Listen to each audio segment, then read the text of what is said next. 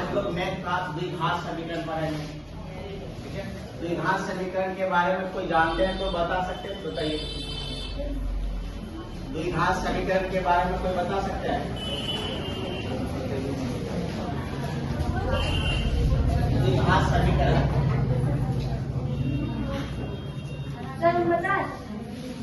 बताओ। वैसा समीकरण जिसके चर की अधिकतम मान दो से 2 हो उसे द्विघात समीकरण कहते हैं। वैसा समीकरण जिसके चर की अधिकतम मान क्या हो? 2, उसे क्या कह रहे हैं? कोई चर राशि के बारे में बता सकते हैं? चर राशि किसे कहते हैं?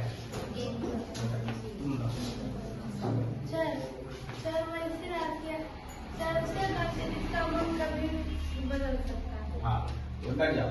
वो ऐसी राशि जिसका मान बदलता है उसे हम क्या कहते हैं? चर राशि। और जिस राशि का मान नहीं बदलता है उसे क्या कहते हैं? चर राशि। ठीक है, तो रैखिक समीकरण किसे कहते हैं? वैसा समीकरण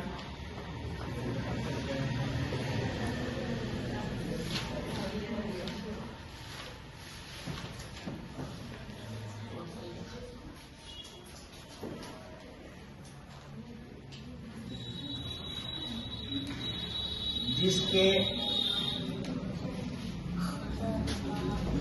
चर की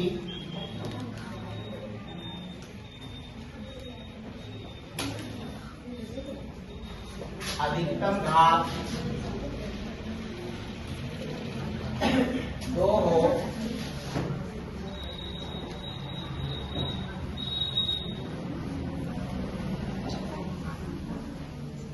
उसे द्विघात समीकरण कहते हैं।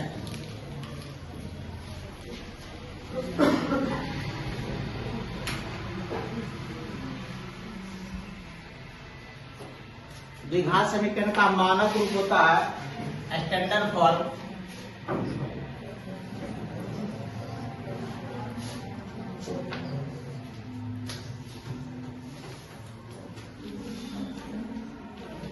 ax² plus bx plus c, ये द्विघात समीकरण का स्टैंडर्ड फॉर्म है, मानक रूप है।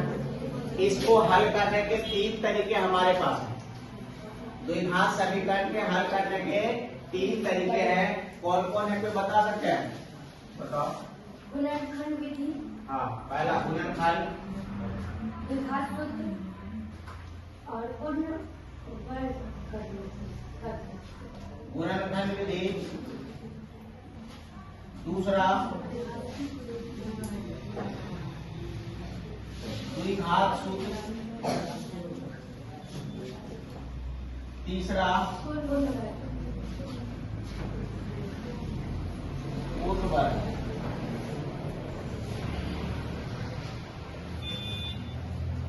इसमें से हम लोग अभी द्विघात सूत्र को देखेंगे। पहले तो हमें कुछ एग्जाम्पल्स लिखने होंगे इस क्वेश्चन के लिए। जैसे 2x² प्लस 5x प्लस 4 कुछ भी लिख दें इज इक्वल टू 0। ये कैसा समीकरण है? द्विघात समीकरण। द्विघात समीकरण को हल करने के लिए हमें द्विघात सूत्र का प्रयोग करना है यहाँ पे। तो द्विघात सूत्र होता क्या है? द्विघात सूत्र के बारे में कोई बता सकते हैं? द्विघात सूत्र क्या होता है? इसी को द्विघात सूत्र को ही कहते हैं, श्रीधराचार्य का नियम भी कहा जाता है। द्विघात सूत्र को क्या कहा जाता है?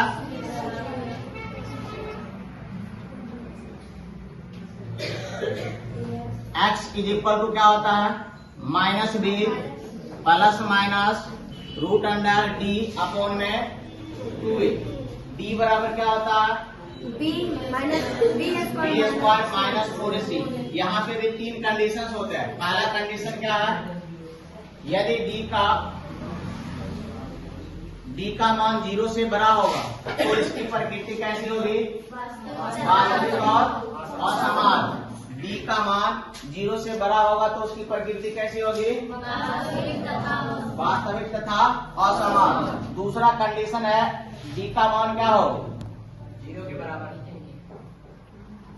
d का मान 0 के बराबर हो तो इसकी प्रकृति कैसी होगी? वास्तविक तथा समान।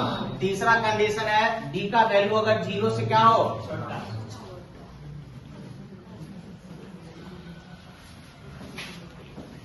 लेस देन 0, अर्थात d का मान 0 से छोटा होगा तो इसकी प्रकृति कैसी होगी, काल्पनिक होगी।